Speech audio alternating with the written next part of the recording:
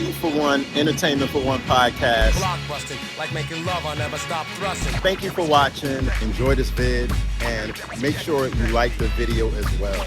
I'm very surprised at this one. Maybe a lot of you out there are not surprised that's watching this vid. So make sure you leave a comment. Definitely leave a comment in the comment section. I want to know what y'all got to think about this one.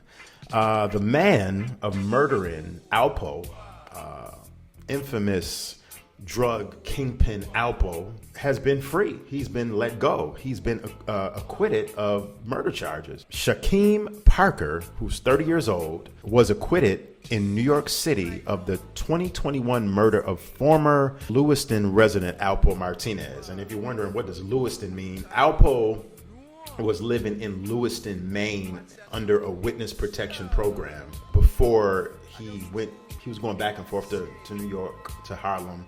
And he was living in Lewiston, Maine. I have plenty of videos on this channel talking about Alpo, so make sure you check my archives for that. Parker had spent 2.5 years in jail awaiting trial for the murder of Alpo, a notorious drug kingpin who lived under the name Abraham Rodriguez. That was his witness protection name, his alias, while in the federal witness protection program, as I just stated, of course. Alpo was gunned down in Harlem on Halloween night of 2021, shortly after revealing his true identity and returning to his old neighborhood. Like I said, Alpo was running back and forth to the city.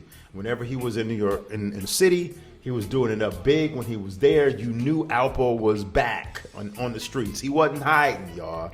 He was out and about. He was out here in these streets. He would pull up. You know what I mean? Police allege that Parker shot Alpo, allegedly of Alpo's reckless motorcycle driving in the area. It's hard to believe that Alpo got dealt with over that. But that's the motive that police believe why Alpo met his untimely, or his, depending on how you look at the situation, his untimely or timely demise. Very sensitive subject here. I don't want to really get into, the right and the wrongness of the situation. At the end of the day, another life was lost. Although many would say that Alpo took many lives himself. So it was symmetry, I guess you could say. If that's the right word. It was kind of ironic that he ended up getting dealt with and meeting his demise the way he did. The trial details are really sketchy at this time about what went down with Shaquem Parker. Jury selection actually began in early June, roughly about a month and a half ago. And the trial proceeded intermittently over the past few weeks. But on Tuesday, which was roughly around 2 weeks ago, Parker was acquitted and released from jail after being tried in the criminal court of New York City. So there you go. This is something that I want to hear from the public, because I have my opinions on this, and I really want to know what you think. Like, Alpo was bait. You could look at this a number of different ways here. You could look at it as Alpo's murderer. Just, he did, even though he did 2 years, he was let go and he was pretty much set free and he got away with murder.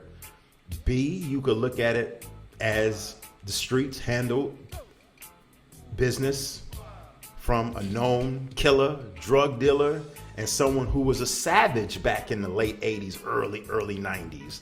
So the streets basically came back and took Alpo, and it was street justice, Or you could look at it as C, it was just a tragic situation all the way around. Like I said a couple of minutes ago, another life was taken.